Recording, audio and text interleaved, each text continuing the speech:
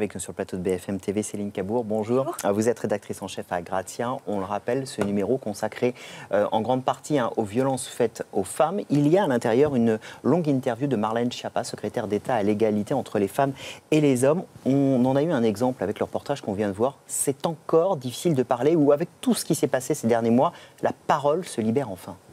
Oui. Et c'était intéressant pour nous d'avoir commencé par le reportage que vous avez diffusé, parce que du coup, on était un peu moins naïfs sur la réalité du terrain, et c'était important pour nous de partir du terrain et d'interviewer à la fin du dossier la ministre, pour lui soumettre tous les problèmes qu'on avait pu souligner. Effectivement, cette parole, elle s'est libérée grâce aux réseaux sociaux. C'est pas anodin parce qu'il est plus facile de parler sur ce genre de support. Et sur ces réseaux sociaux, il y a aussi tout un terreau féministe qui s'est organisé, qui s'est tissé et qui a permis la libération de cette parole. Marlène Schiappa s'est saisie de ces questions avec un secrétariat d'État et non un ministère, ce que déploraient les féministes. Mais c'est vrai que toute cette libération de parole sur les réseaux lui a donné une audience, une visibilité et des moyens d'action même qui seront, à mon avis, renforcés dans la rédaction de ce projet de loi au fil des jours. Et voilà, et c'est important pour nous de confronter les coupes budgétaires sur le terrain, la suppression des emplois aidés, le fait que ces femmes qui travaillent dans les associations œuvrent bénévolement, et de soumettre ça à une secrétaire d'État qui venait de prendre ses fonctions et qui en fait une grande cause nationale. Et qui appelle bien sûr les femmes à parler.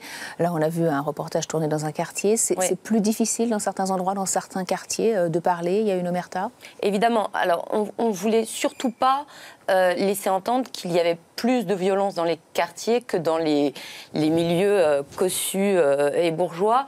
Et l'affaire Weinstein avait bien montré le contraire, c'est-à-dire qu'elle cassait ce cliché d'un harceleur ou d'un violeur issu de milieux défavorisés. Par contre, il est vrai que dans ces quartiers-là, effectivement, les femmes subissent trois formes de discrimination. Elles peuvent subir une discrimination sociale évidente, une discrimination due au racisme.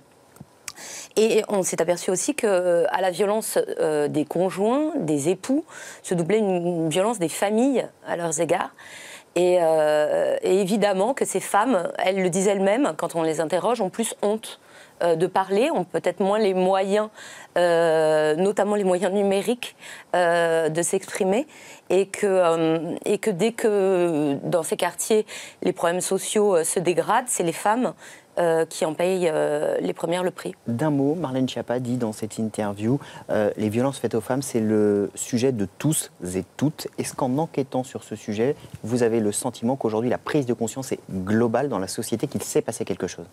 Je pense que la prise de conscience est globale, comme elle le dit elle-même et comme le dit Mona Chollet, qui est l'essayiste qui a dialogué avec Sarah Forestier.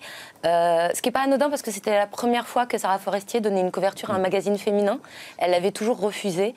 Et du coup, c'était une vraie première qu'elle parle au Grazia. Mais effectivement, il y a encore du chemin à faire. Le combat n'est pas fini. Je pense que toutes les femmes, notamment dans les milieux plutôt privilégiés, ont considéré que le féminisme était une affaire datée. Et cette affaire Weinstein a remis sur le devant de la scène que non, le combat était encore à mener, que des progrès avaient été faits, qu'il y avait une prise de conscience aussi chez les hommes, je pense, qui ont été un peu bousculés par toutes ces affaires.